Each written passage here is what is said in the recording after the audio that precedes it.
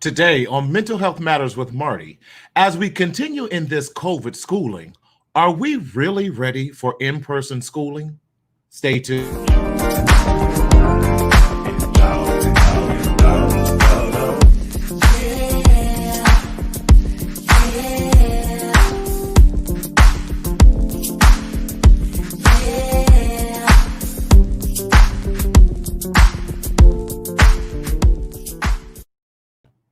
What's going on, everybody? Hey, my name is Martina Sellers, and I am your mental health hygienist. What's going on, y'all? I am back in Cali. Woo! So glad to be back. Listen, y'all, I was on the Midwest in Ohio, and when the tornado warnings went off, I'm like, it's time to get my you-know-what back in California, where I'm used to the fires and the triple-digit weather, not used to earthquake. What do we have? Tornadoes and tornado warnings and thunderstorms and lightning. I ain't seen that in so long, but it's good to be back home. Just landed, not even 45 minutes, and came here straight from the airport.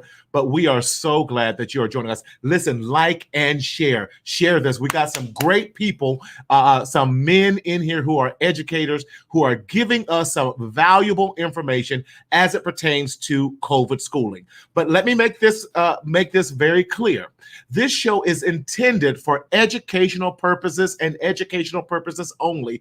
We are not a substitute for medical advice or the CDC. If you are having a medical or a psychiatric emergency, please go to your nearest emergency room or dial 911. But with that being said, we are so excited because our whole passion is to educate you about everything that is going on, because so many people are suffering in silence. We are navigating our way through this, y'all, because of this. The holiday just hit us, Labor Day. We're seeing peaks again. I believe we're seeing some peaks in DC as we're seeing it. We got to get this pandemic under control. And this is my belief. Our children are not our lab rats in order to send them back into the fire of this pandemic if we are not ready. So that's just my thoughts. That's all they are. In leaving Ohio, that was a thought. So, y'all, we are so excited about everything. Listen, like and share this. This is important stuff. This is great stuff. We want to have the dialogue. You can go ahead and send us questions or in the discussion panel with that. But do not sit on this. Call everybody you know. Let them know we are on here every Tuesday to bring you the latest information. And we're going to be here until this pandemic is under control. But I want to bring in my co-host, who is our residential school expert here as it pertains to schooling and COVID-19 schooling, none other, all the way from the DMV, Thomas Davis himself. Hey, what's going on? Hey, you sound like Fat Albert. Ooh, watch it. Hey, it's Fat. Oh, you don't know nothing about that. That's Were when you cartoons born were there? good. Yes, I was born there. Oh, okay. Watch your mouth. Don't make me Watch come it. across this screen and cut you. What's going on, Thomas? How you feeling, man? It's a blessed Tuesday. It's a great day just to be alive, and I'm just excited to be on tonight. Again, Yes. our condolences to you with the Thank loss you. of your loved one. We know that you were on the East Coast, so Yes. we hope that the East Coast treated you well. They treated me as well as can be in this pandemic. Awesome. So, you know, I was practicing social distancing. Did you wear a mask? Yes, sir. Okay, just want to make sure. Now, Speak out and live. That's right. Got to get some branding out there. Hey, look, cover your mouth and live. That can lead you to many different places. This is a PG-13 family-oriented show. This is that's for the midnight musical. But all anyway, man, how you feeling out there? How they treating you out in the DMV? Man, everything is good. We are officially in our second week of virtual learning. Yes. And I just like to shout out all educators, all parents, all teachers. Shout out our students. Shout out everyone who is in this together. You know, we cannot do this alone. And I'm very pleased to say that from what I've been seeing on social media and speaking with different teammates and colleagues, although that we are tired, we are still in it. So that's the most important thing. So shout out to everybody. Yeah, you're absolutely right. We are still in this. Education is still going forward. Right. I want to just thank the parents who are really, especially, let me give a shout out to single parents who are doing the thing. I had a single parent I was on a conference call with this past Wednesday. That's my mama out there watching. Hey, mama. Hey, mama. And she has 4. That's my mama there. She has 4 children that she is trying to get through schooling at 4 different ages all over the spectrum. And you single parents, we applaud you. Yes. Keep doing what you're doing. And maybe we'll talk about that later on in the show too. Right. We have these great educators. What suggestions do they have for single parents? We're not leaving out dads, because I was just on a flight with one of my boys who is a single dad of 3, and he's doing it. Shout out. Too often we as dads don't get the credit for the amazing work that we are doing. And we as dads, we love our children just like moms do as well in that. But Marty, may I also say this? Shout out, Mom. Hey, Mom. Thank you for watching. That's my mom there. Our mamas is watching. Mamas, y'all tell other folk to watch besides the 2 of y'all. But no, I also just wanted to shout out to the educators, Marty, who is also teaching during the day while their daughter and son are sitting right there beside them. I spoke with my best friend this afternoon, and I just asked him, so how was your day? How was your day of teaching? And how was your day of teaching your child? And so shout out to teachers who are doing double duty, because teachers are also teaching their kids and they're teaching our kids at school. So thank you so much. Yeah, you're absolutely right. How is your friend? How are they managing all that and everything? Thank you, Miss Penny. She said she's going to share. So thank you. How are they handling everything that they're going through and managing? Because it's a lot these days. You know, from all that you're teaching, you're parenting, you're teaching your own kids. You're trying to do lesson planning. You're doing meal planning. Your lunch and your classroom and even recess duty. Right. I think the best thing that he shared with me was that it's important to have some routines, some schedules, and most of all, a phone that can keep you on top of what you have to do. Tasks and just setting up time management skills. So we're going to be talking about some time management skills, in our show. We've already talked about COVID. We already know what it is. We know everybody was out this weekend having a great time. So now we got to talk about how are we going to move forward and still be able to be safe. So speaking of that, how was your Labor Day weekend? What did you get into with that and still maintaining what you have to do as a professional in this as well? So on Friday, I did a simple post. I am going to take care of myself by and fill in the blank. Honestly, Marty, I didn't do anything but just rest. I did go into the studio to do some promotional videos and stuff like that. But other than that, I stayed home. I slept. I relaxed. I worked out. Shout out to my trainer that's on here watching me. I did do some working out, but I just stayed home. And I just watched social media and said, I'm praying for everyone who had a good time. And I'm praying for everyone who may have forgotten to be socially distant, if that makes sense. That makes a whole lot of sense and everything like that. Kenneth, how are you, my brother? Good to see you this evening. Yes. Y'all get the word out there. We got some amazing guests on here today that we want to talk about and bring on. So without any further ado, because we can banter all night long. We can. So that ain't the problem. That ain't the problem. So bring on. I see you doing your branding too. Limitless possibilities. Here we go. Yes. Mental health with Marty. Yeah, and here we go. Come on, don't play with me. Let's do this. Let's talk about bring on our first guest that you're bringing on with us tonight.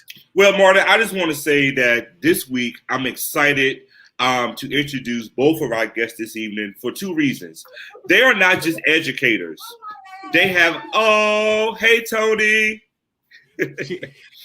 She missed her daddy. Hi. I know. I got to be a daddy right now. Hi, baby. Okay, I know. Say hi. Look, hi, everyone. This is my baby girl. Yes. You want to say hi? Say hi. Oh, you're waving. Okay. Go ahead, Thomas. All right. So I just want to say that this evening, guests, we have a lot of great people here with us tonight.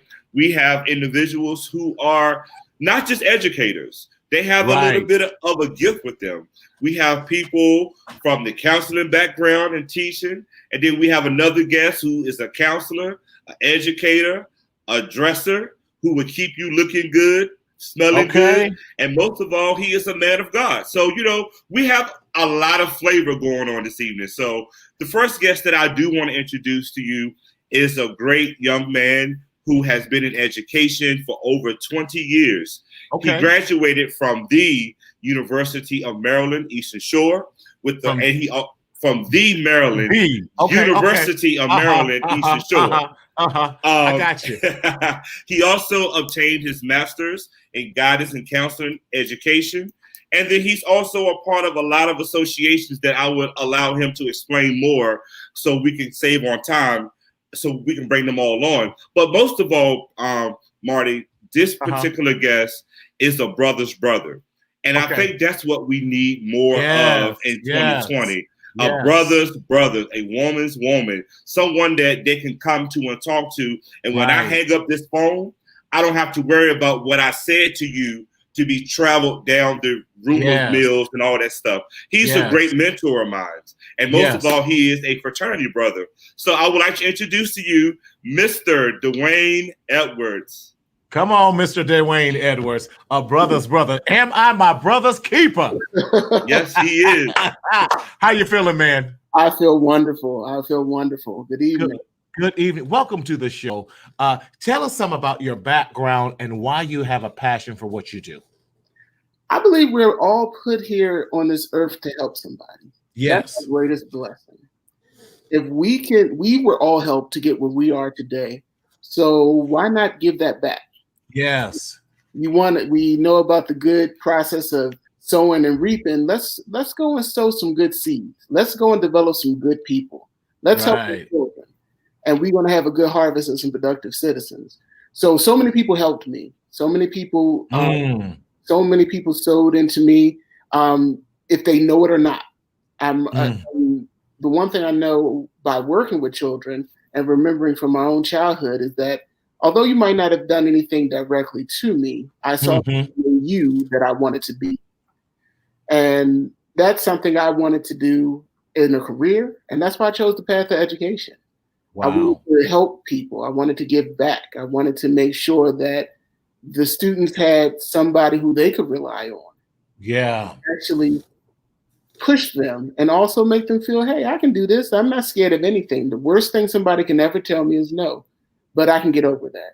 So that's the background I come with. And I just wanted to make sure that I leave an impact so somebody else can do it for somebody else. Dwayne, well, that's powerful in that you're leading the way for other young men, especially when we are dealing with blended families. And I'm not even going to say fathers not in the home any longer, but maybe they don't have access to their children as much as they would like to. And you're serving as a role model. And I love it. Each one teach one and pull up one. That's can't just teach. We got to pull them up as well. That's right. I love that sow the seed part, Marty. Yeah. We gotta sow into our youth. Because guess what? We're not gonna always be sitting here on these platforms. That's right. So thank you, brother. It was for sure for just sharing that. Thank you. Yes. Introduce your next guest to us as well. All right. Okay. So this young man that I'm about to introduce, I had to take out his piece of paper, Marty, because I'm gonna tell you what his introductory sentence was.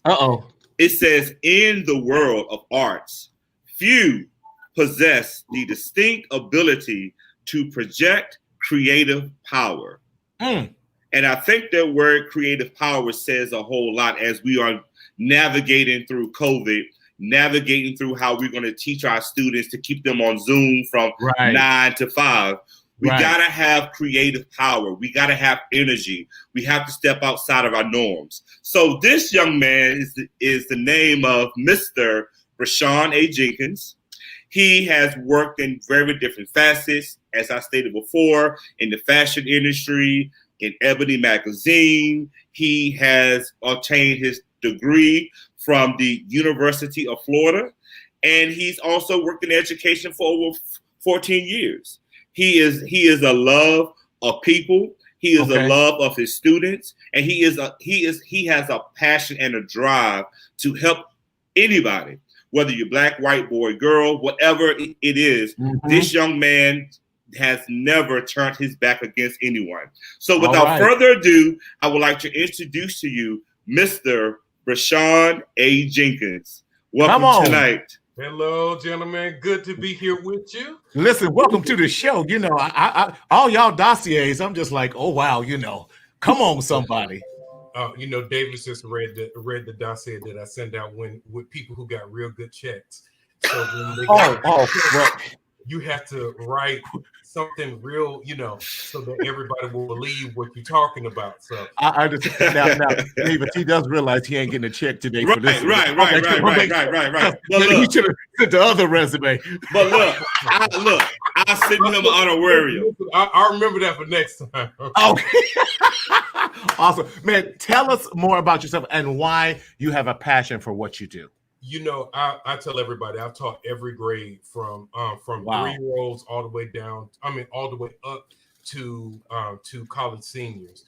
Right. And so, coming from that background in the K-12 way arena, I've always worked in urban education, teaching in Baltimore, teaching in inner city Gainesville, Florida, now teaching in DC, and left my tenure track position at Hampton University to come back to K-12 because I mean I missed the drive of K-12. So it's just a challenging. This is not for the faint of heart, and especially in unprecedented times. It feels like ever since Donald Trump has been elected, we've used the word unprecedented. It seems like every 3 minutes.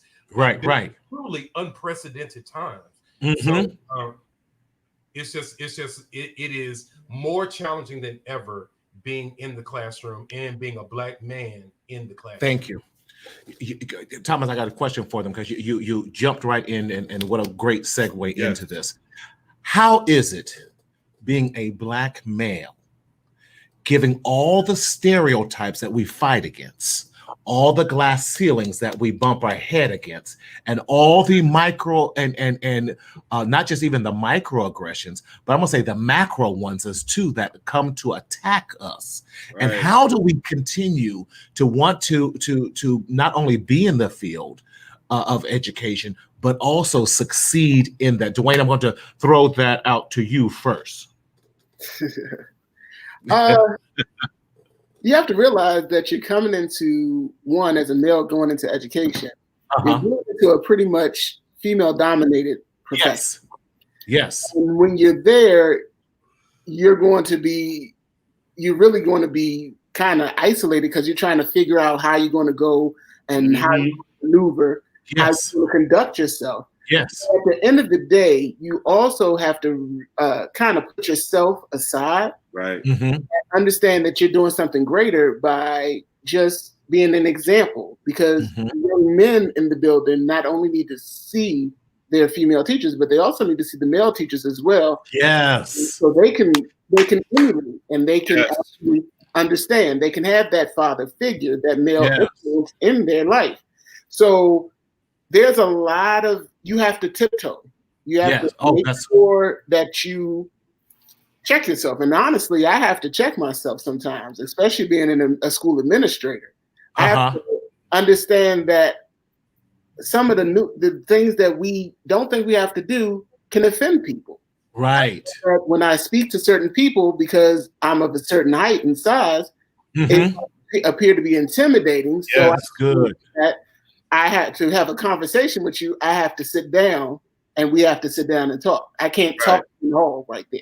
Right. I can't do things. I'm not going to raise my voice. Also, I always be respectful. But you're always thinking.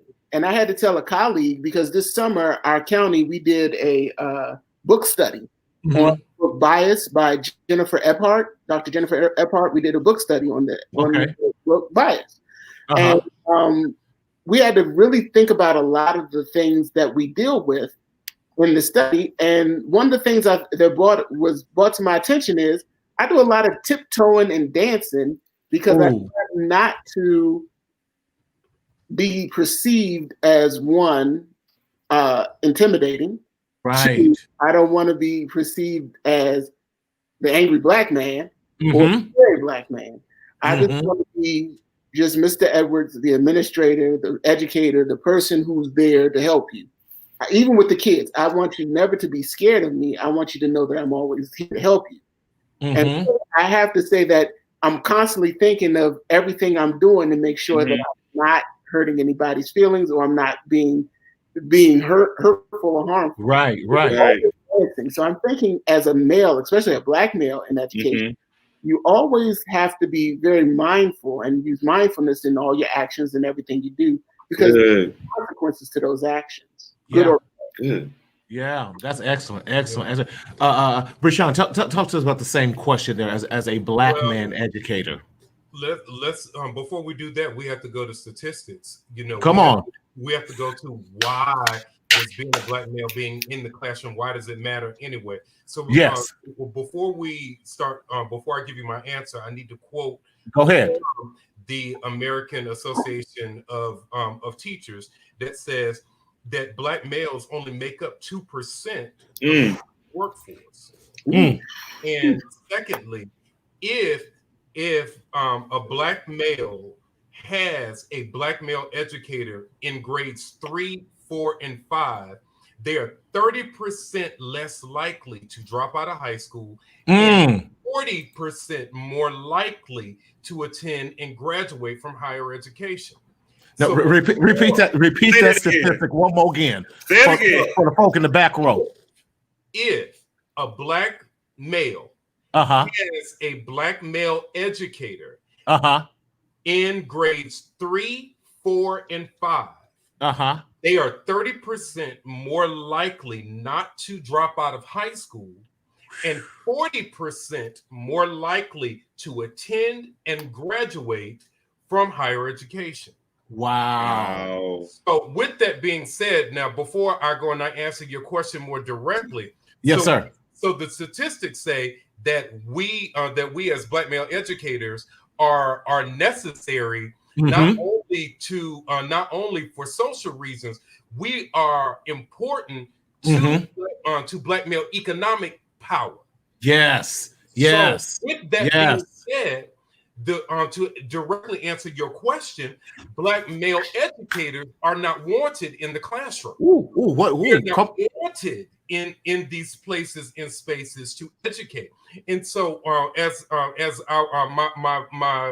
friend, my frat brother, my colleague had just noted as an administrator, how he has to talk, how he has to be careful of his proximity. Yeah. I'm 6 foot tall. So the first thing that, once I started going into certain places and spaces, they say, well, hey, when you like to coach anything? Well, hey, yo, I'm 6 foot tall, but I don't coach nothing. So I don't know what to tell you. Right. If you are in some of the more, the better or the more certain school districts, evaluation systems are almost impossible. So one of the things that as I'm in the process now of working in tooling to become an administrator, and the one thing that I find myself not only dealing with the bias of black males can only teach sports, PE, they can only coach or deal or be a discipline or a behavior tech. Wow. The bias that is implicit is black males don't know education, so you can't be an administrator. So once we start talking about those things, you're killing me, Doc. The thing that, and I always, I'm in graduate school at the University of Pennsylvania as an urban scholar, as an urban fellow. And so one thing that, and I'm very thankful for Penn, I'm very thankful for their commitment to diversity. So their new thing is diversity, equity, and inclusion. And so when I met with the program director and associate this past weekend, I said, it is not enough just to talk about DEI. It is not enough just to talk about diversity. Do not expect for me to come to the table, if you do not expect from me, once I come to the table to say something, to speak, and when I say something, be taken seriously. And so when Black males show up in their authenticity, no, let me stop here, because every Black male who teaches is not effective. So many times we have to go to brothers and say, brother, I need you to pull all the way up. Come on. You go in your classroom, ain't nothing going on in there. And when you do that, you are negatively impacting a student, especially in crucial stages. In crucial grades, you are keeping them and minimizing their economic power. So you can't do that. So so for this conversation, I'm going to assume that every Black male who I'm talking about is exemplary educator. So yes. That is the assumption I'm going to make right there. So if they don't want to come to work, if they don't want to do, if they're there, but they're there for a check, or they're there because they and their wife will be able to get together and have a good benefit plan. I'm not talking about right. About brothers who are committed, who are sold out, who understand when they show up authentic in the space that they are school uncle, that they are school big brother, that they are there to yes, and to impact and to transfer. They don't want you there. They don't want you there. And not only do they not want you there, let me go on and quantify my statement. I went to Florida A&M as an undergrad. When I graduated from Florida A&M in 2002, Florida A&M was the #1 producer of African American teachers in the nation. In order for us to go into student teaching, we had to pass the Florida Teacher Certification Test. Right. There was no question about that. Mm-hmm. You could not intern until you passed the test. Okay, fast forward 20 years almost. So there are some alternative teacher preparation and now the #1 workforce. There are a couple of them. I'm not going to call the name because I don't have an attorney to fight them right now. There is an educated force that is placed in urban settings. Once they get in that program, get that free master's degree from Johns Hopkins and some of the other Ivy League institutions, do their 2 years, do their 2-year service, go to law school, go to medical school, go do whatever they need to, go become a White House fellow, go do whatever they need to do. But those who remain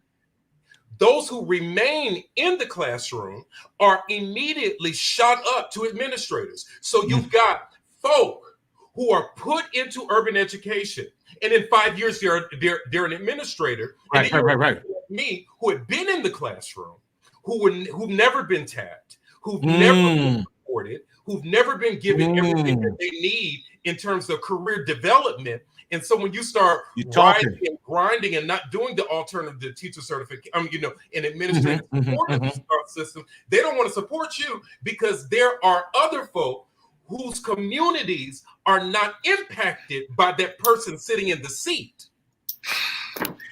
Brashawn, just stop. Just stop right there, okay? I just can't. You are. Hold on. So back up. So now we're in COVID.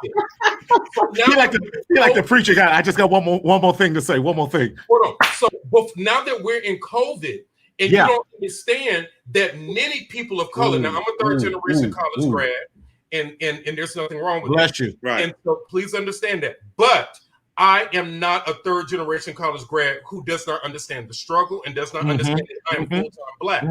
So what we're doing now is we're teaching our non-Black educators, we're making them read White Fragility, which is nothing more than a direct copy of W.E.B. Du Bois. And I think it's so funny that W.E.B. Du Bois wrote all of these wonderful stellar texts, and now we got White Fragility. Michael Eric Dyson wrote the foreword to White Fragility, and they called his grandson the N-word at a neighboring school right around the corner from mine. So my problem during COVID has become Black and brown children. Parents cannot put them in a learning pod. Right. Hire a tutor to work with the other 10 kids who live in the neighborhood and pay a tutor to get them through while their parents go and are in the other room doing what they need to do.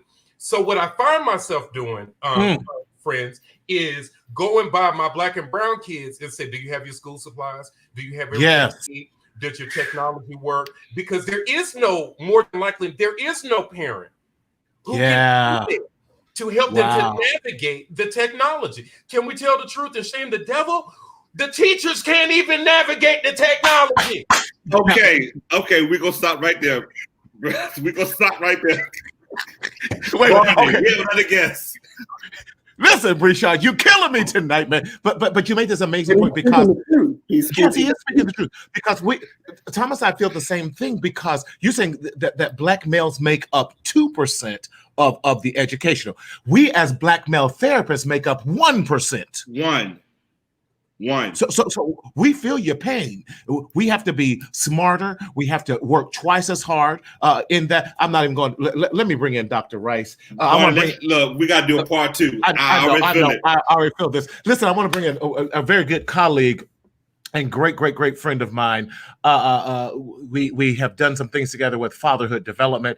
He is also an educator now on the community college level, but has done the high school level. And his degree is in journalism, which he is doing the whole journalism program, all that there. Again, they didn't expect us to do that with none other than my homeboy.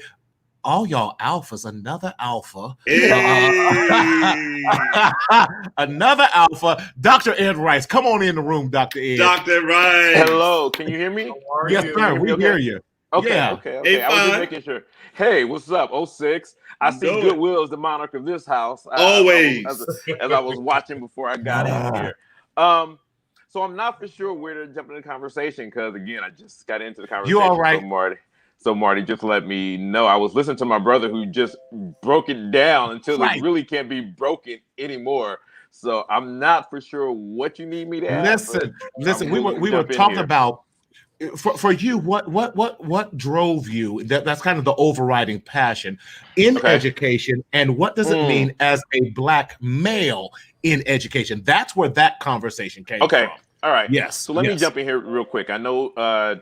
I've already heard some of the statistics that have been dropped, but the one thing that I do have to do is let you know that I actually have a show called The 2% about black male educators, which speaks to some of the issues that black male educators are dealing with. So y'all got to check that podcast out. But for me, part of the reason why I got into education, because again, like many other brothers and like most of the studies and the data shows, black men get into education because generally we want to make a difference, right? So most of us, because we want to change the conditions that we see. So we're intentional about where we teach and why we teach and who we teach. And so that experience has been the exact same for me. I grew up in Compton. My teaching experience, I started in Compton, right at Carver Elementary. Shout out to Carver Elementary. And that's where I got my feet wet and sort of, got in the trenches there and figured out what it really meant to be an educator. And ever since then, those have been the students that I've always wanted to connect with. Those have been the students that I wanted to teach because, again, knowing that they don't always see men like me in that particular role, I felt it was very important to have a presence and to be there and to be one of those educators that was doing more than getting a check. I also come from a family of educators. My mom was an educator, so this isn't anything new to me. It's funny because I talk on a podcast. I initially kind of ran from this calling, and so I was doing the journalism. I was doing the journalism thing, and eventually my love for writing, my love for teaching, and working with children kind of merged together. And at the secondary level. Post-secondary level, excuse me, I've been able to do both of that. So I feel like I've personally found my sweet spot. But one of the things I want to talk about as well, I also work in a teacher preparation program here at Cal State Teach. And Cal State Teach is one of the largest online preparation programs in the state of California.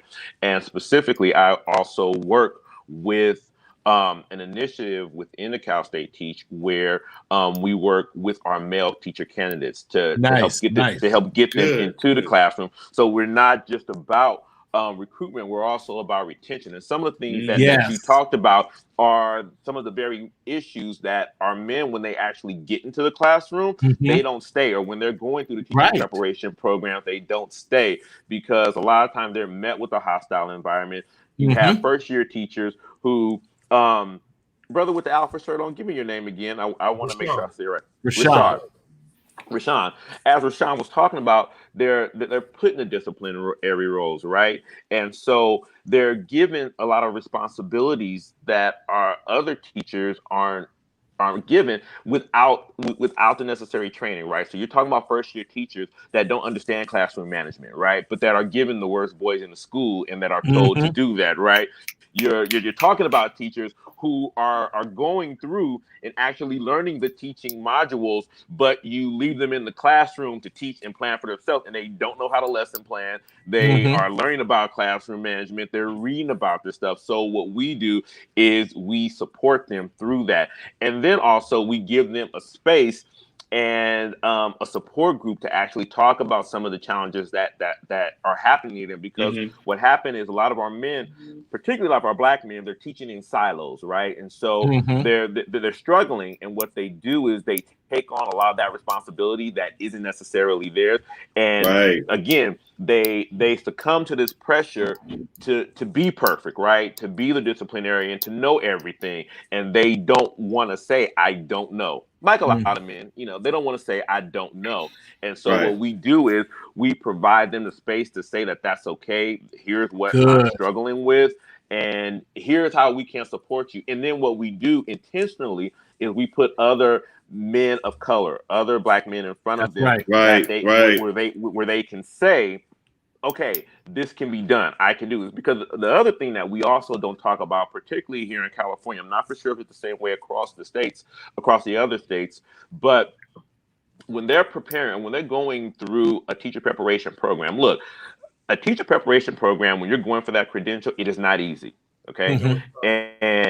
And teachers really do need to be paid more, because what we don't talk about enough is the fact that when you're going through the teacher preparation program, 9 times out of 10, that's like almost a volunteer situation. So right now our candidates have to have so many hours in the classroom, which usually each semester, it goes somewhere between 180 to up to about 200, almost 300 hours in the classroom. And that's not paid.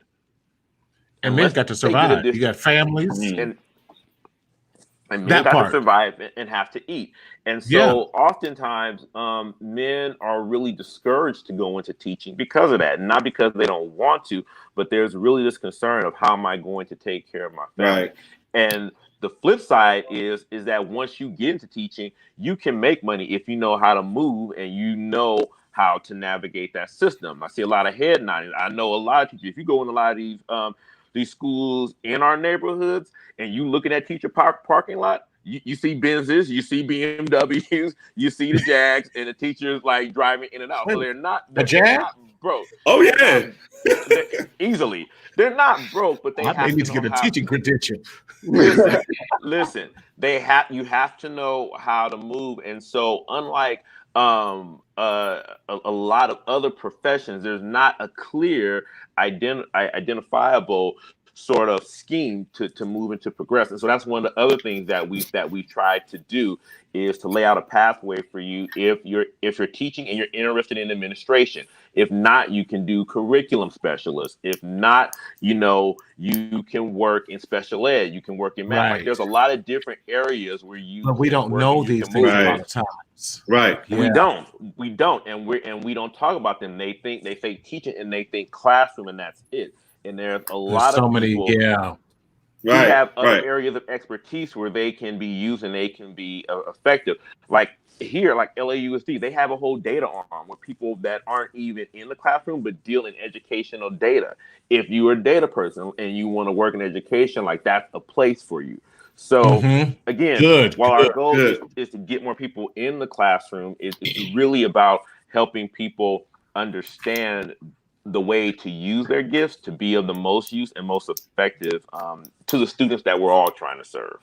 Good. Thank you so much, Dr. Rice. Let me just say this. Okay. It's like 8:43, and we only got through like one particular question. The intro. Okay. The intro. And you said something when you was talking, and I was literally taking notes. Part of this program, listening audience, is that we want to make sure that we are educating you, but also educating ourselves. So I have a lot of notes that I'm taking. You stated something that started with, when they see me, they see a man like me. Am I a man that can be able to empower students? And then you started talking about some other different counseling aspects, and you was talking, but the word that came in my mind was empathy. And my question that I want to start with you, then to Brother Edwards, and then to Brother Jenkins, is empathy is very important. So let's be very clear about what the word empathy is. Okay. Empathy is different than the word sympathy. I am sympathetic that you lost someone. But I am empathetic of the fact that we are at home. We may not have strong Wi-Fi. We may not have the best role models at home that would not understand. Why do I have to wake up in the morning and go to a class at 8:15 in the morning? My question that I really want to just get into the meat of this: how can we teach ourselves first how to be empathetic to ourselves, and how can we teach ourselves and our colleagues and our students to be empathetic with one another during these times?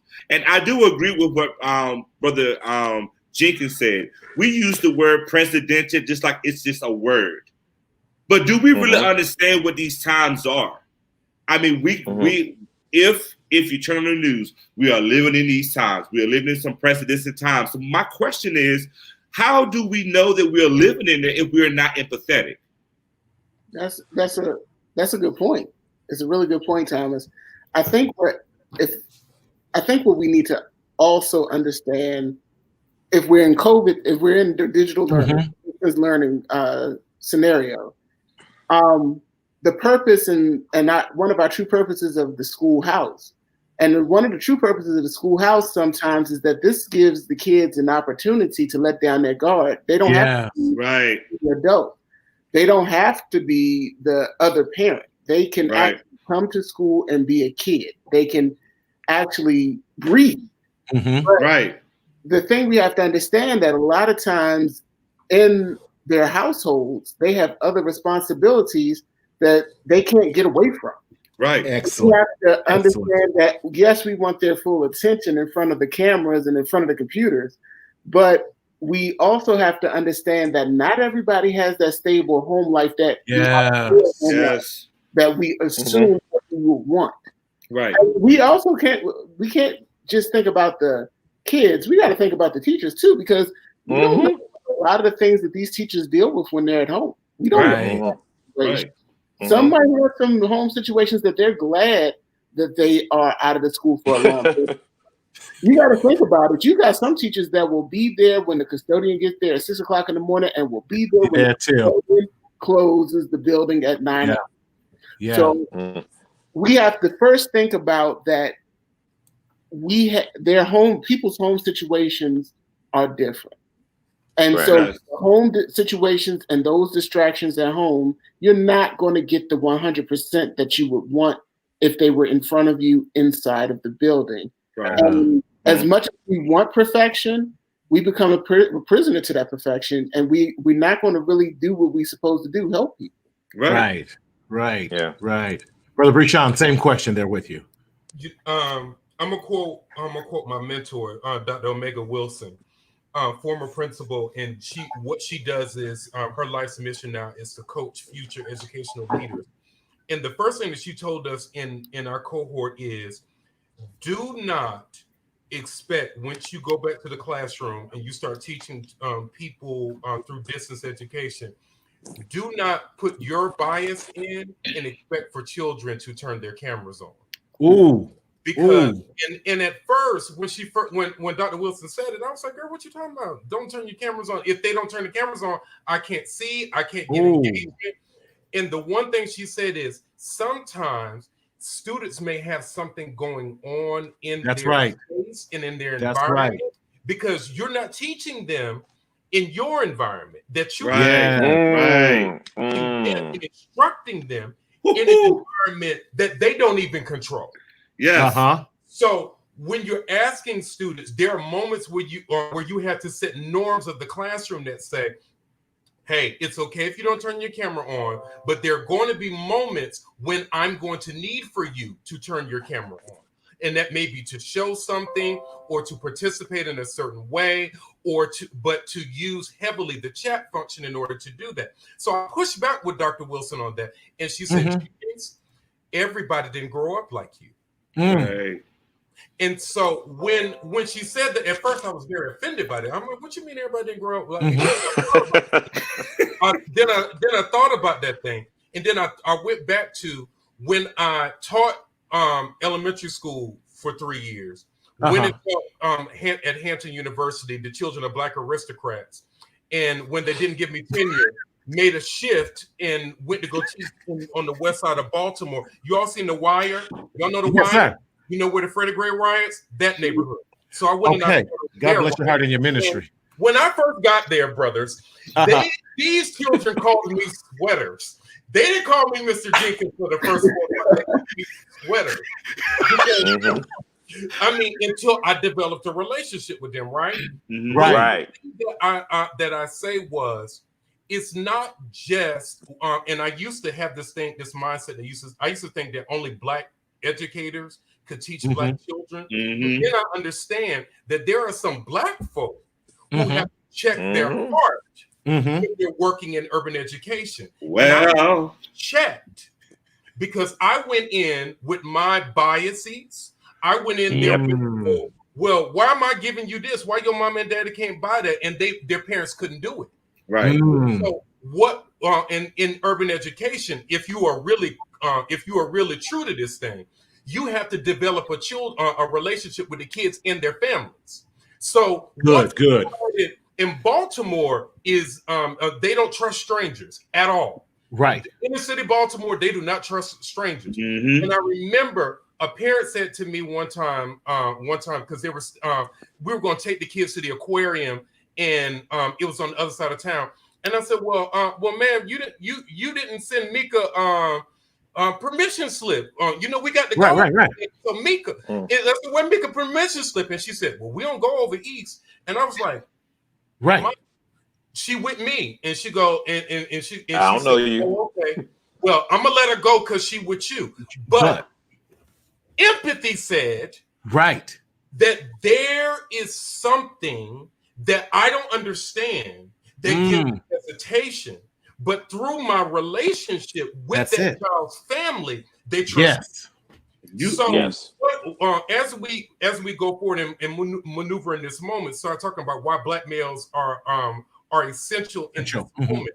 I was there in with the Freddie Gray riots, and what nobody wants to talk about was the reason why so many young people rioted on that day was because the city of Baltimore stopped transit system. In Baltimore, there are no school buses. The only people who ride school buses are special ed students, right? Oh, wow. So when the young people were at the bus depot fighting, they were trapped. They couldn't go home, but that's empathy. So when we start talking about these narratives, you have to start asking the question, who's telling the story? Because who's telling the story will shape whether or not empathy is being served at the table. Okay, Doc, okay, I want to bring you in for part two because we have a question on the table since we're talking about building relationships. This is my auntie out and Brishon, I'm going to start with you and Ed, and then Dwayne, we're going to have you go to. She's putting a Caressa Key. She says this. Well, I'm having a hard time teaching at home my grandchildren, her grandchild, because we know that we now have big mama, grandmom, auntie, all of them who are now teaching their grandchildren, their nieces and nephews in that. And she says her grandchild knows everything. How can I get help or get through to her? I guess some of the things, and she feels like, says, I feel like giving up. So many of our grandparents, aunts, because we're looking at extended families and blended families and these type of things. How do we give hope to that person, that grandma, that auntie, to continue to build this trust relationship, like you were saying, Brashawn, with educators in that, and getting the understanding and bridges that can be built when there might be limited resources or access to those things? Right. Who you ask? You asking me? I'm asking you. You on the screen. Let me go on because I know everybody, they're going to say it a little bit more dignified, but I'm from North Carolina, so I say it how I say it. We won't hold it against you. And was trained as an educator before No Child Left Behind. Right. Went to higher ed and came back, and then No Child Left Behind was in full effect. When I came back, I taught high school for 5 years before DC Public hired me and gave me more money. And so I went and taught elementary school. So let me tell you, I taught third grade, this 5th grade ELA, English and Language Arts this summer. That was fine. That made sense. But let me tell you something. This here math that they're teaching now, it is Common Core. We do. Right. We learn. Right. What people don't understand is cursive writing It's gone. It's no longer. In the early 2000s. But in certain neighborhoods, they teaching their kids cursive writing. Yes. Okay? So don't get it twisted. They teaching their kids typing, but not in. Okay. So I hear grandma. Yeah. Because I got a master's degree in working on it, and I can't figure the math out. And I can't go on Khan and I got to pay Khan Academy $20. Right. Their tutorials, because the ones that are on YouTube are not the ones that you're paying for, church. Right. So come on. We need to understand that the curriculum is not as accessible. Exactly. So Black and brown children who are already behind are going to get further behind unless their parents know the curriculum, know how to teach the curriculum, and can go forward, or as our white counterparts are doing, are paying a tutor, or an educator that's on contract, but not telling their school that they're running a learning pod, because the Black ones, they watching, and you can't go and make no money in teaching in no learning pod because they watching you and watching your camera, but it's almost impossible. So I feel, grandma, I'm sorry. I'm gonna be quiet. You're all right. No, you're good. You're good. This is what we're talking about. This is the truth. Right. I'm telling you what I know. I'm telling you.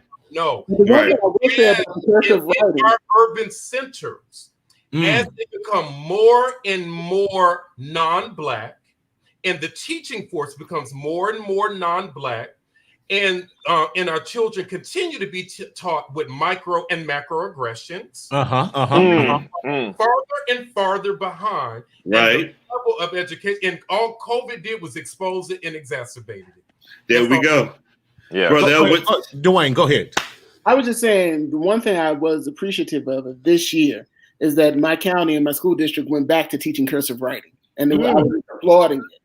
And just not only the fact of I understand what grandma has to go through with getting through to her child, but I also think about my parents who don't speak English. Right. I work in Hispanic populated areas, where the language gap is something that, wow, you have to really get through.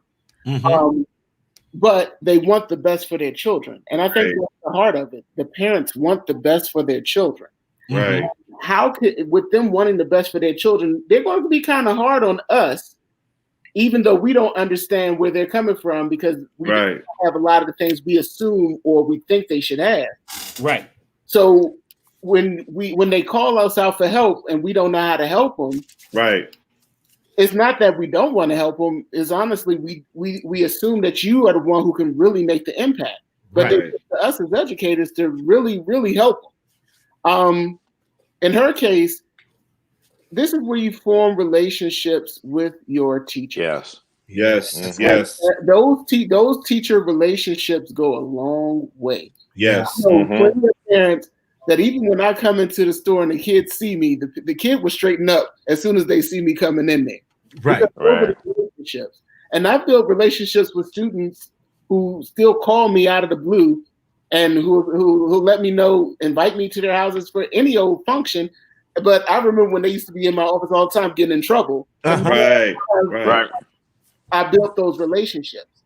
We need to start building those relationships again with our families. We need to stop making the educator the enemy and start working collaboratively and really do that pipeline. You see all these studies about pipeline for success.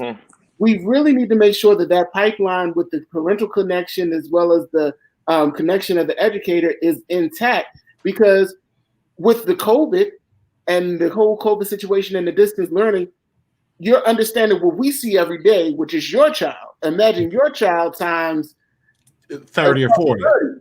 Yeah. 30. And so imagine your child, and your child does not speak English. And imagine how are you going to service that? And that's another thing as an African American man in a Hispanic population. I understand Spanish, but I don't speak Spanish. I went so far to say, if I'm going to service this community, let me go get certified in English as a second or other language. So I can help understand how to do it. Good. If I'm going to be an administrator here trying to make sure that these kids are successful. So I know that we care about our Black young men and women, but I care about my Black young men and young women and my brown young men and women, because working in that environment, I see so many similarities that people don't see. We have some of the same struggles, but honestly, we need to forge those relationships with the parents. So if we're having a problem where the grandparents can't help the students, call Miss Johnson. I know some teachers that will go to the houses and sit in the apartment hallway and work with the kids in the apartment. That's good. With a mask on too. With a mask on and bring snacks. So they make sure that everything is right. But we need to really formulate these relationships and take down the barrier that the teachers are the kids' enemies. No, we want to see them successful. You might not like how I say it or how I do it, but at the end of the day, I have the best interest for your child. Wow. Wow. Dr. Rice. Okay, so let me add to this. I mean, there's been some great stuff here, but I want to get to Grandma's issue, particularly about reaching the students. But there's two things I want to make sure that we remember in this COVID era. What it has done, as we're talking about the relationships between the families and the educators, the one opportunity that we now have with COVID that I know we've been talking about in our teacher preparation program is that as educators, we were always talking about improving, the relationship with the families, Well, now every day, guess where you are? You're in their living room. Every day, you're in the home now. So one of the very first things you should have done as an educator going into somebody's home, if you haven't done it, I suggest you highly you do it, is that you make a connection or relationship with that parent, whoever it is in the house. Well, that take guardian, the first 10 minutes, take the last 10 minutes, whatever you do, introduce. Okay, come on, Dr. Rice. Your connection lost us. Okay, you still lost us. One more time. I can't hear you in there because you was talking real good. You was talking real good to us. Okay. We still can't hear you. You're not on with us. Dr. Rice, dang it, we're going to have you come back next week too so we can finish all this up. There's this brilliant idea that was thrown out to me because, can I just go here real quick about community partnerships in educating our children as well? Churches have this facility that is sitting dormant 5 days a week with nothing.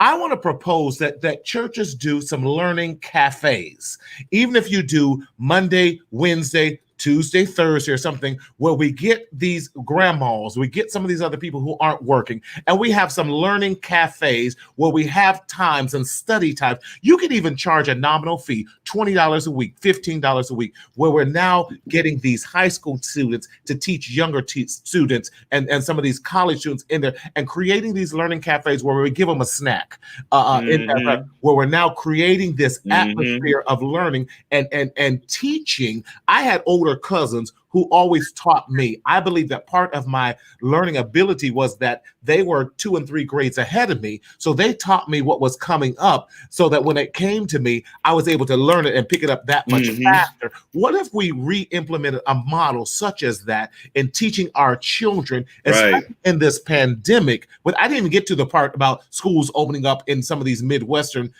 states within the next 3 weeks, going back to in-class person. But y'all tell me, could we even develop, or could that something like that even be viable in today's society that we're living in this COVID pandemic that we're living in?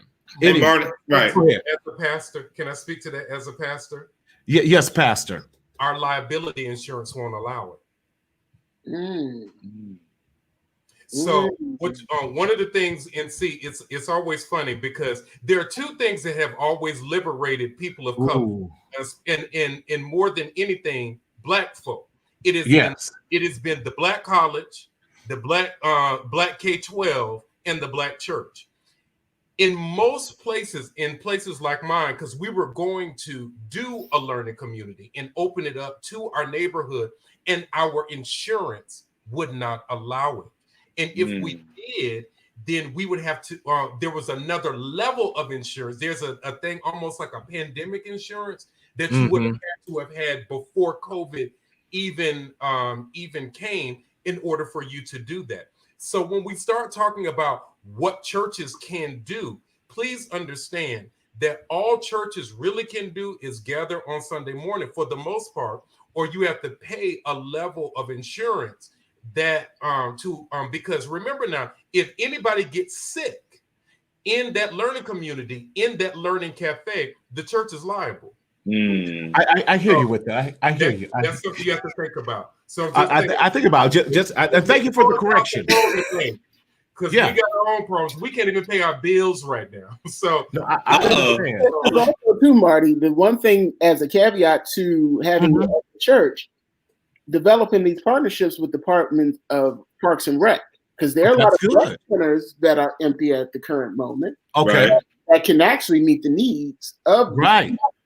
And they actually have the Wi-Fi. They actually have computers there. And if those partnerships can happen, because I think it's Baltimore City is using community centers to house a certain amount of kids in person. They're watching the kids all day while their parents go to work. They're feeding, but the kids are doing virtual learning. And this is Baltimore. I think it's 1,100 students, if I read correctly, that are doing it. But those are things and ideas that we can have partnerships with other community people. I love it. Especially besides the church. Right. And Marty, go ahead, please, Thomas. And then I just also want to talk about this partnership piece. Let's also partner with our parents more. Let's partner with trying to find creative, innovative ways. Just for your family member. If someone has an old cassette player, get on a voice recorder, record the message, send it to them. We got to meet people where they are. One thing that I did say this weekend, Marty, that I want to leave us with this. In 2020, it's time for us, everybody, well, side note, you laughed at me last time I said this. Lottie, Dottie, everybody. We have to open up our mouths and speak out. We have to open up our mouths and say, I need help with this. Yes. Mr. Davis, I don't know what you're talking about on that Zoom piece. Can you record it? Guess what? I'll find a VHS and an old camcorder, and I will do what I have to do to make sure that that person feel like they have the support that they need. We don't need those stimulus check. We need to know that we are having somebody that can walk us through to get us to the finish line. because that money is only temporarily. That education, that knowledge, that availability, that foundation would carry you more than what anything else that can happen to us. I just want to say that I want all of us to work on these relationships. Teachers who are watching us tonight, make it a point to check on your kid, but also send that parent a text message. Your son did good today. Right. To our administrators, shine out your staff, not a person, a staff. Because if everybody is logging in every day, teaching somebody, everybody deserves some shine. To our counselors, social workers, everybody, be that person that you are. We got to work together. I'm sorry. No, you're fine. You're all right. Go ahead, Brother Prashant. One of the things that I had to do was I had to realize that I am the most essential person in the building. Yes. Not only as an educator, but as a Black male educator. Right. So the one thing that I do that is some free information for anybody who is an educator.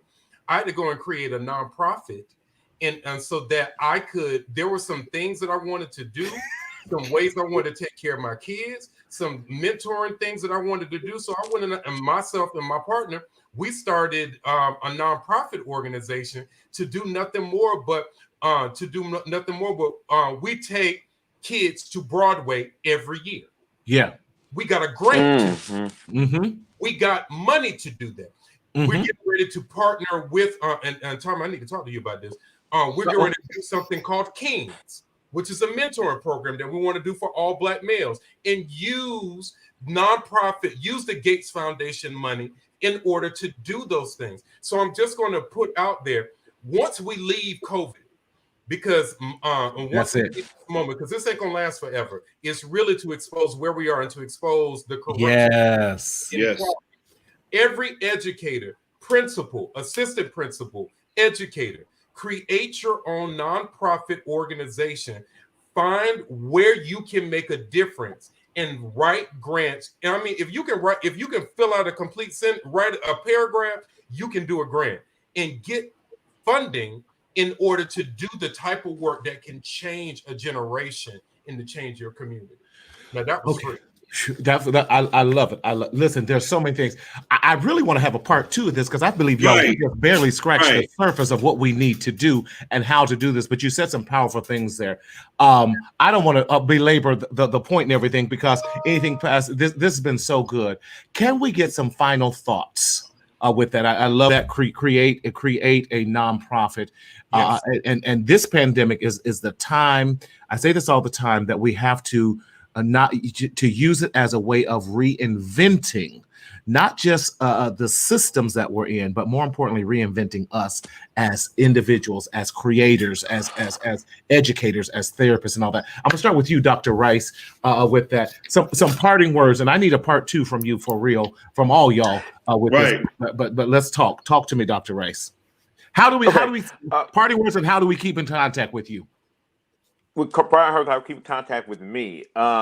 So first, check out the show, The 2%. It's on Apple, it's on Spotify, and you can catch me there. Parting words right now for all my educators. First, be kind to yourselves, right? Because you're doing some work in a time that we didn't expect, that we didn't know, and so we're all learning, right? But apply that same patience and kindness to your students. And then, as I was saying before I got cut off, take the opportunity to connect with the families. Like, that's so important. You're coming into their homes every day. Make sure that you take a moment and say, hello, Mom, hello, Dad. You know, I'm Dr. Rice, I'm whoever, and I'm here to help you and your child, and I'm available to you at these times or whatever. That would be my main concern, because a lot of times we're coming in to kids' homes, giving them directives like we're controlling the home, and we're not. We are guests, and we need to make sure that we do what we can to make ourselves available to those parents and their students, and make sure that, as one of my other brothers mentioned, that relationship is strong, right? Because if we work with them together, it's no limit to what our kids can achieve. So I'll leave it there. And yes, I do want to come back and when I have a better connection and Streamland is working, or StreamYard, whatever you decide to use, because you tricked me, right? I thought it was Zoom, and then I looked up and it's StreamYard. Who knew? I'm But that's StreamYard, fine. baby. That's fine. I had no You've been on idea. my This is show the first before. time. I've never used this. I don't know what you're talking about.